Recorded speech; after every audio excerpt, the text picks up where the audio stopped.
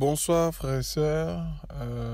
Nous allons partager ce soir la parole du Seigneur dans l'évangile de Luc au chapitre 14. On va lire à partir du verset 16, même à partir du verset 15.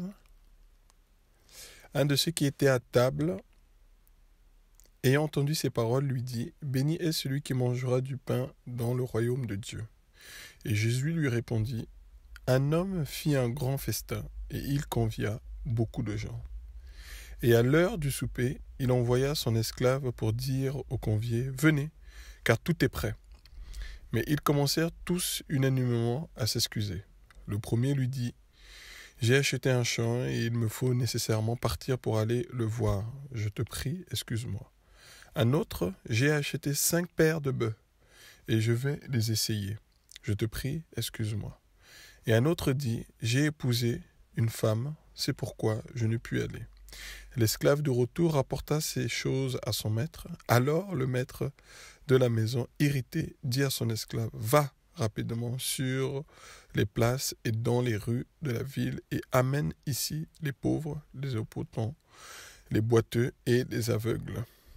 Puis l'esclave dit, maître, ce que tu as demandé a été fait, et il y a encore beaucoup de place. Et le maître dit à l'esclave, va dans les chemins et les longs des haies, et ceux que tu trouveras, contrains-les d'entrer afin que ma maison soit remplie. Car je vous le dis, aucun de ces hommes qui avaient été conviés ne goûtera de mon souper. Amen. Ah, bien-aimé, vraiment, ce passage, je tenais à nous le partager ce soir parce que c'est un passage qui m'interpelle énormément.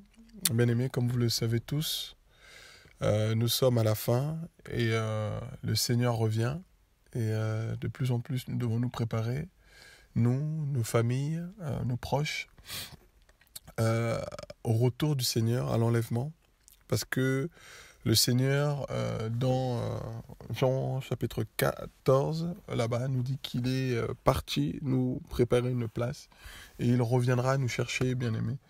Et le Seigneur revient, puisque avec tout ce que nous voyons de plus en plus dans ce monde, nous voyons bien que le Seigneur est de retour.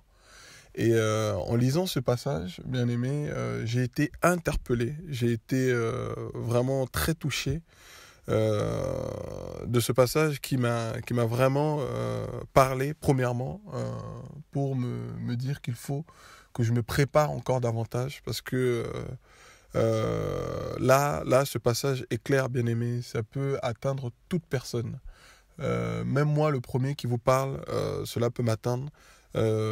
C'est pas parce qu'on partage la parole ou on peut exhorter, qu'on peut échanger avec des frères et sœurs, qu'on est écarté de pouvoir ne pas être enlevé, frères et sœurs. Non, qui sommes-nous qui pouvons dire que nous sommes arrivés et que nous allons partir?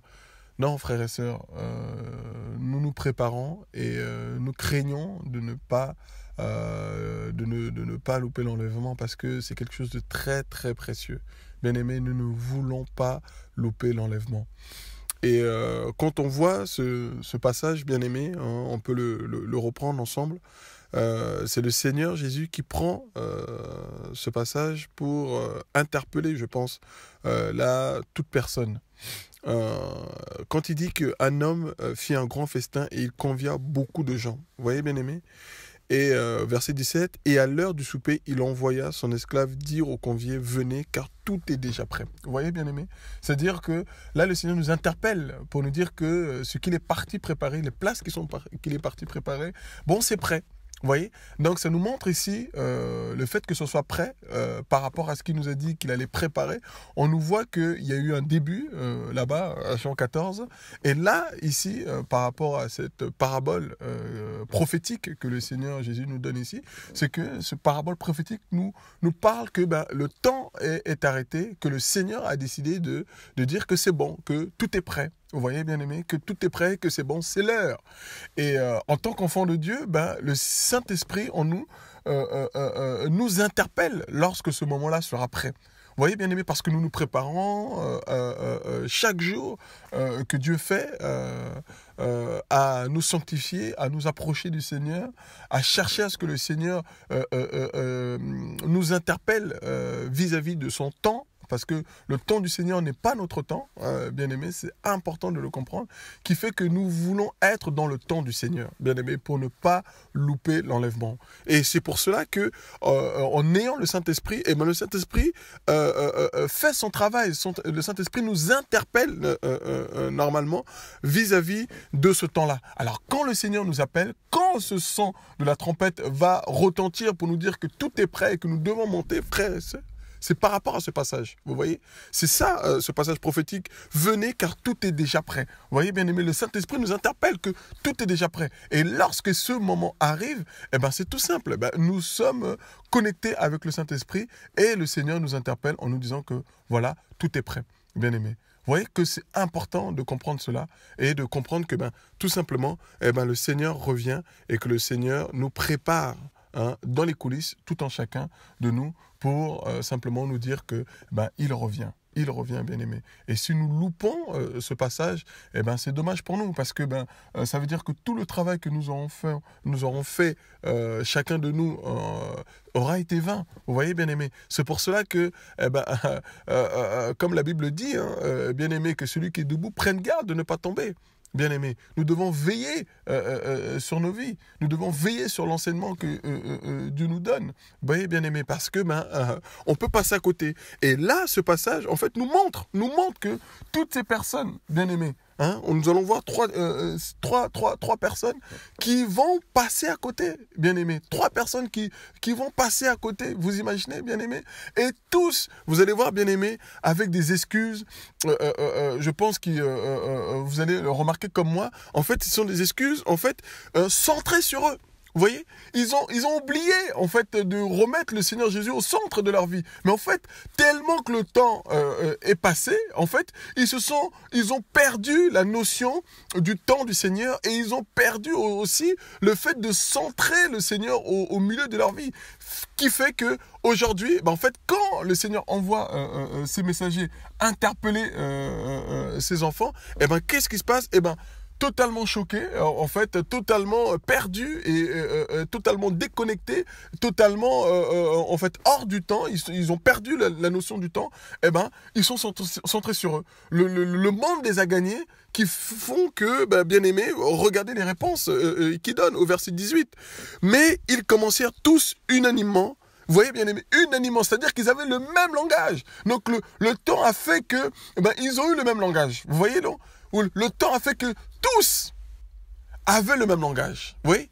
Alors qu'ils devaient avoir le même langage du royaume, mais ils ont eu le même langage du monde, centré sur eux.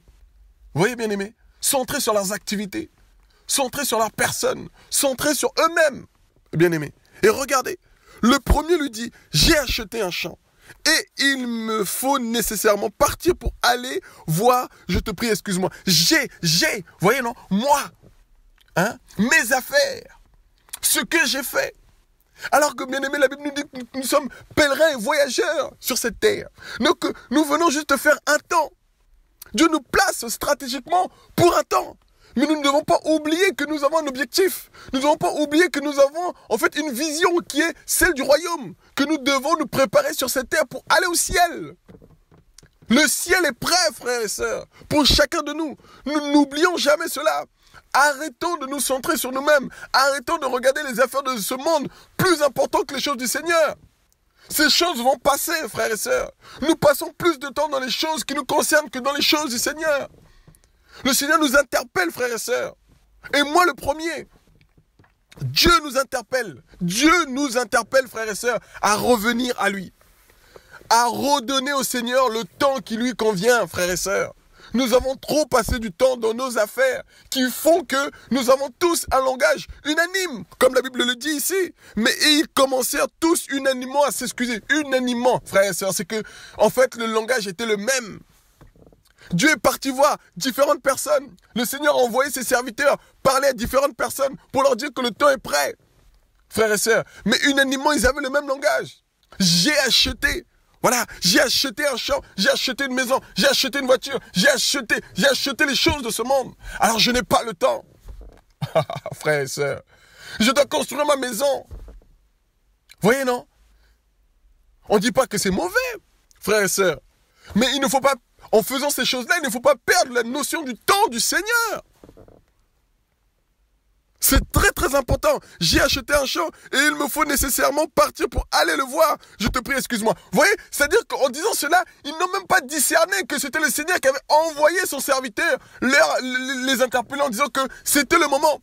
S'ils étaient connectés au Seigneur, ils allaient reconnaître la voix de leur maître qui leur disait que c'est bon, c'est prêt. Que c'est le temps. Vous voyez, non? Que quand le Seigneur dit que venez, car tout est déjà prêt, mes frères, mais cela doit nous interpeller, le Saint-Esprit en nous doit nous interpeller que, oh, ah non, ça c'est le langage prophétique du Seigneur, c'est que le Seigneur m'interpelle en me disant qu'il est prêt, il a tout préparé, je dois aller. Frères et sœurs, le Seigneur est au-dessus de nos affaires. Regardez le deuxième, verset 19, et un autre, j'ai acheté 5 paires de bœufs, et je vais les essayer, je te prie, excuse-moi. Vous voyez, bien-aimé, encore les affaires. Lui aussi, il a oublié, bien-aimé, la voix du Seigneur.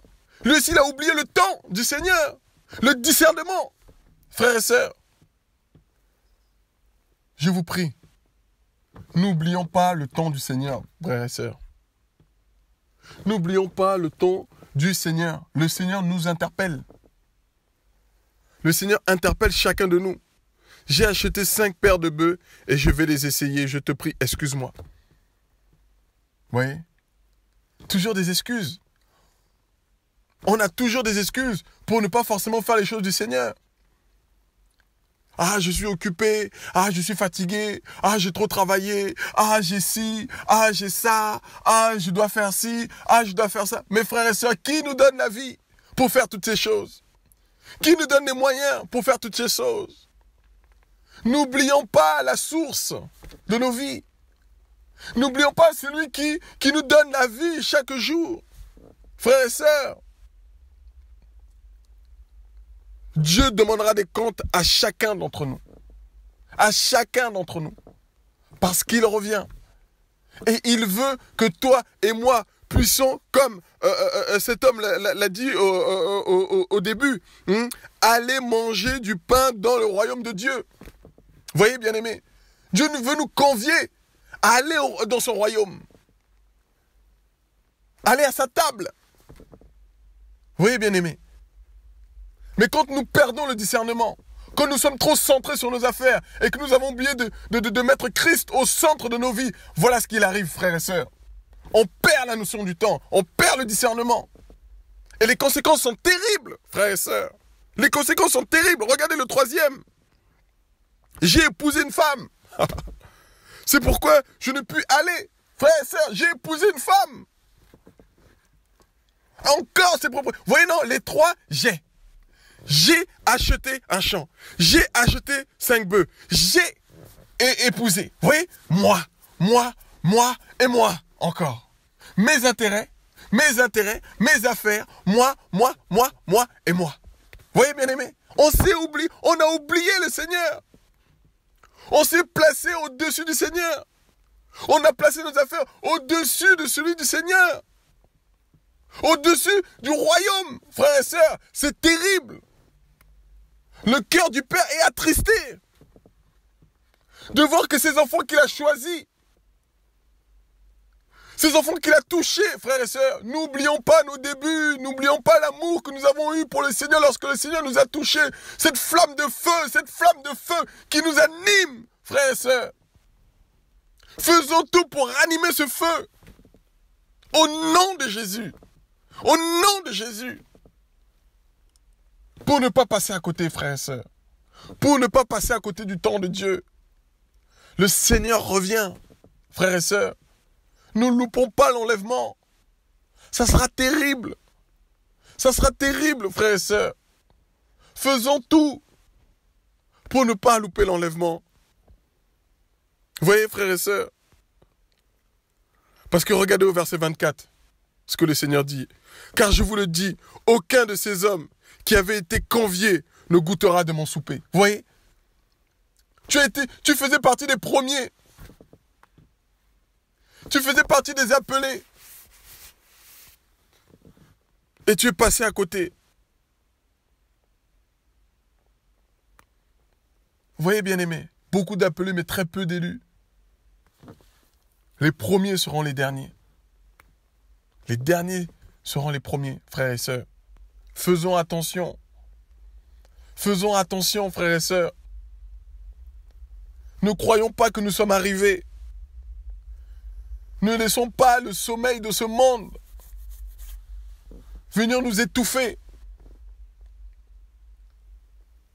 Frères et sœurs, nous ne sommes que des hommes avec des faiblesses.